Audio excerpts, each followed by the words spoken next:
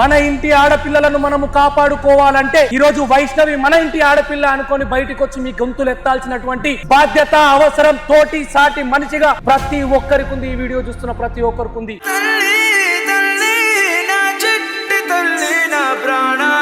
ఒక 15 మంది అన్నదమ్ములు ఉండి ఈ విధంగా చంపిన రోజులు ఉన్నాయి. అన్నదమ్ములు లేని 2 తెలుగు రాష్ట్రాలలో అన్నదమ్ములు లేని పరిస్థితి అయింది. రేప్ చేసినోడు అదే విధంగా లోపలికి బయటకు వస్తాడు, చంపినోడు అదే విధంగా లోపలికి బయటకు వస్తాడు. ఒకవేళ నిజంగా ప్రభుత్వం గనక ఇదే 40 రోజుల్లో 50 రోజుల్లో 3 పూటల తిండి జైల్లో పెట్టి ఏదో ఒక బెయిల్ మీద ఏదో ఒక అడ్వకేట్ మళ్ళా వాడిని బయటికి తీసుకొస్తే ఈ సభ్య సమాజానికి మనం ఏం సందేశం ఇచ్చిన వాళ్ళం అవుతాము అంటే, ఒక ప్రాణం పోతే 40 రోజుల్లో బయటికి రావచ్చు పోయి, అంతేనా?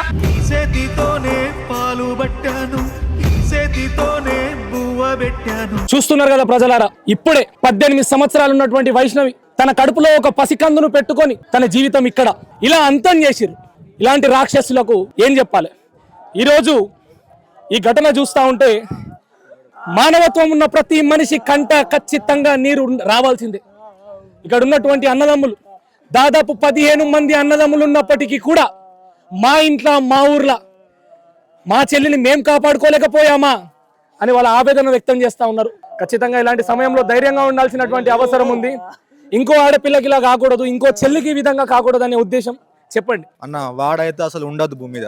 ఫస్ట్ ఆఫ్ ఆల్ వాడిని ఆల్రెడీ వాడు దొరికినంట.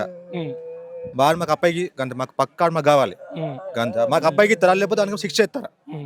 మాకు ఇదే కావాలి. శిక్ష ఇస్తారు వెయ్యాల. కానీ ఒకవేళ బయటకు వచ్చిందా ఆడెక్కడున్నా తల్లినైనా అన్ననైనా వదినైనా నాకు వచ్చిన మా చెల్లెకి వచ్చిన పరిస్థితి వాళ్ళ ఇంటి పరిస్థితి కూడా ఇలానే ఏడవాలా. మేము ఎలా ఏడుస్తున్నామో అలానే ఏడవాడా. ఆడెక్కడ తప్పించుకున్నా సోషల్ మీడియాలో లెంకి లెంకి లెంకి మరి అని అడుగుతాం. ఆ తర్వాత కూడా ఆడెట్లా జైల్లో కంచెలు ఒక 2-3 నెలల నుండి బయటకు వస్తాడో మేము కూడా అట్నే రావాలా. రాకపోతే ఎవరు అడ్డు వచ్చిన వాడిని చంపేస్తాం, మేము కూడా చచ్చిపోతాం. చెల్లె పక్క బొంద పెడతాం, చెల్లె పక్క బొంద కాళ్ళ కింద బొంద పెడతాం. మళ్ళీ అంటుకుని వాడు ఇంతమంది అన్నదమ్ములు ఉండి కూడా భయపడకుండా చంపిపోయింది అంటే వానికి ఖచ్చితంగా ఉరిశిక్ష పడాలి. చంపేసిండు. సమాజం మీద అన్నం లేని ఆడపిల్లలు ఎంతో మంది ఉన్నారు. వాళ్ళ పరిస్థితి ఏంది? ఒక 15 మంది అన్నదమ్ములు ఉండి ఈ విధంగా చంపిన రోజులు ఉన్నాయి. కళ్ళ ముందర ఇంట్లో అత్తారి ఇంట్లో కూడా చంపిన రోజులు ఉన్నాయి. అన్నదమ్ములు లేని 2 తెలుగు రాష్ట్రాలలో అన్నదమ్ములు లేని పరిస్థితి ఏంది? ఒక అన్న ఇంతమంది ఉన్నా కూడా మేము ఏం చేయలేకపోయినాం. ఆయన తగిన చర్య తీసుకోవాలి. ప్రభుత్వం కూడా స్పందించి వెంటనే అన్ని ఉరిశిక్ష తీయాలి. 4 ఇంట్లో ఫ్యామిలీ మొత్తాన్ని ఇమ్మీడియట్లీ స్పందించాలి. ఎందుకంటే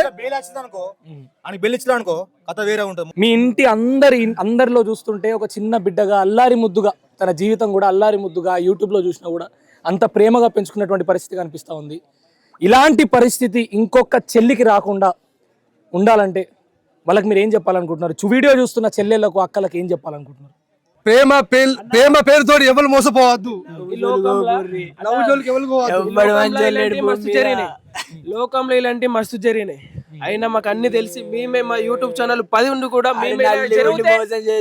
ఇలా జరిగితే 10 మందికి మేమే చెప్పినాం. కానీ మా ఇంటి పరిస్థితి ఇలా అయింది. ఈ చట్టం న్యాయం కాదు. ఎవడైతే ఇలా చేస్తాడో వాని పరిస్థితి కూడా చంపేస్తేనే చట్టం అనేది మంచి దారిలోకి వస్తుంది. ఎవడైనా ప్రేమించి పెళ్లి చేసి ఇలాంటి దారి పట్టించాలనుకున్నా ఉచ్చబడిపోతుంది. అట్లా మారాల చట్టం. అట్లా మారితేనే ఎవ్వడు కూడా ఒక అమ్మాయి చదువుకోడు, ఇట్లా జస్టిస్ కోరుడు అని సంపద మనోడు అని ఎంట వాడోడు అది తప్పించుకొని తిరుగుడు ఇవన్నీ చాలా జరిగినాయి. హాస్పిటల్ కాడ నిన్న హాస్పిటల్ కాడ ప్రతి పోలీసుని అడిగినాం, మేము చట్ట ప్రకారమే చూసుకుంటాం అంటారు. అది న్యాయం ఎందుకు అవుతుంది? ఒక పానం పోయింది, ఆ పానంలో ఇంకో పానం పోయింది. ఇంత ముందు కూడా తెలియకుండా తీసేసిండు, ప్రెగ్నెంట్ ఉండగా చంపేసిండు అన్నాడు. బట్టి అంటకుండా ఆకుండా బట్టి భోజనం ఇప్పుడు బట్టి భోజనం 3 పానాలు పోయినా ఆడికి మొత్తం శిక్ష ఎత్తలేరు. ఇది ప్రభుత్వం కాదు, ప్రైవేట్ కంపెనీ. ఖచ్చితంగా ప్రైవేట్ కంపెనీ అవుతుంది. గవర్నమెంట్ అంటే ఎట్లుండాలి? పానకు పానం తీయాలి. ప్రజలకు మొగ జాతికే ఒక మెసేజ్ లాగా నరికి పారేసిన ప్రతి ఒక్కటి అంటే అమ్మాయి అంటే అమ్మాయి అంటే అంత సులకం ఆడుతుందా గవర్నమెంట్ కు? అమ్మ ఉంటేనే కదా మనందరం పిల్లలం. అసలు అమ్మాయి అనిపోయినాక ఈ ప్రభుత్వం ఏం చేస్తుంది? ఇప్పుడు ఆమె కడుపులో పిల్ల, రేపు మాప నా కోడలో అల్లుడు రాబోతుండు. అలాంటి కూడా చంపేసినావు. తెల్లని దాకా గోస పోసుకొని విసికిచ్చి మరీ చంపేసినావు. నువ్వు ఎంత కఠిన చంపేసి ఆ చచ్చిపోయింది ఒకటేగానే బ్లడ్ ఎండిపోయింది ముక్కుల నోట్లే.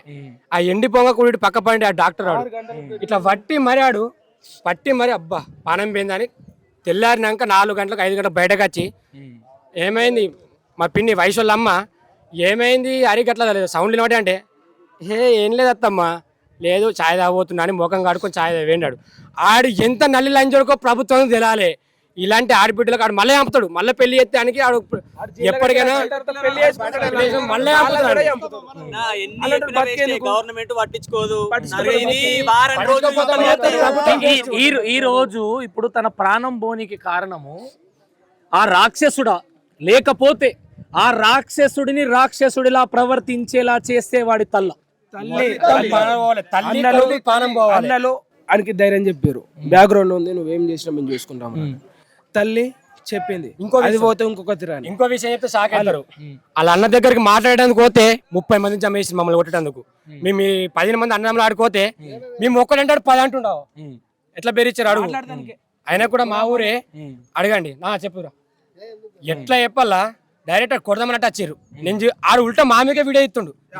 వీడియో చేయగానే గుంజుకుంటే అరే పోరీడికి వెళ్ళి అని అల్లమ్మాయి గుట్టలో మొత్తం టీం తెప్పించాడు మమ్మల్ని కొడతారు. అంటే ఎప్పటికైనా కలిసి కొట్లాడాలి అయితే మళ్ళీ కలిసి ఎక్కడ ఏం చేస్తారో తెలియదు అని చెప్పి మేము ఆలోచించి సైలెంట్. ఎవరిని ఏమనలే. ఇప్పుడు మీ ఈ రోజు 18 సంవత్సరాల చిన్న పాప కడుపులో ఇంకో పసికందును పెట్టుకొని ఈరోజు శవంలా ఆ మట్టిలో పడుకునే పరిస్థితి ఏ కారణంగా వచ్చింది? ఇప్పుడు కులం మతం కాదు, కేవలం ఒక కట్నం వేధింపులకే ఈ పరిస్థితి వచ్చిందా? ఒకవేళ తన తల్లికి ఈ తల్లి కనుక ఒక 20 లక్షలు ఇచ్చుంటే ఈరోజు ఈ బిడ్డ బ్రతికేదా? 20 లక్షలు వచ్చిన తర్వాత ఇంక 20 అడుగు కావచ్చు. మళ్ళీ అది పెంచుకుంటాం మొత్తానికి ఫిక్స్ అయింది. అక్కడ 12 లక్షల స్థలం కొనిచ్చినాం, 2 లక్షల బండి కొనిచ్చినాం, 2-3 లక్షల ఇది బంగారం వేసి దాదాపు 20-30 లక్షలు ఖర్చు పెట్టింది. అని పానం లేకపోతే 1000 ఖర్చు పెట్టింది. 30 లక్షల దాకా ఇంటికన్నే కొడుకులను కూడా అట్లా కొడుకులు కూడా ఏమన్నా చేస్తే ఆరోగ్యం పాడైనా కదా మీరు పని చేసుకొని బతికి మీరు చూసుకోరా మాట. అల్లునికి అంత మంచి 5 లక్షల కట్నము కాడ ఇవన్నీ వేధింపులు జరిగినాయి. ఆ 5 లక్షల కట్నం ఊలకోవాలి. ఆ రోజు అమ్మ కోతనే సెట్ అవుతుంది. ఈ అరికి చెందితే సెట్ కాలేవు. అంటే ఈ అరి ఏం చేసిందంటే 12 లక్షల తాగు కొనిచ్చినా కానీ పట్టించుకోలేడు. ఎందుకంటే ఆ తాగు ఇలాకి అవుతుంది. మా పిన్ని ఏం చేసింది 12 లక్షలు తాగు 20 లక్షలకు ఎందుకు అదే బిడ్డ పేరు మీద వేసింది.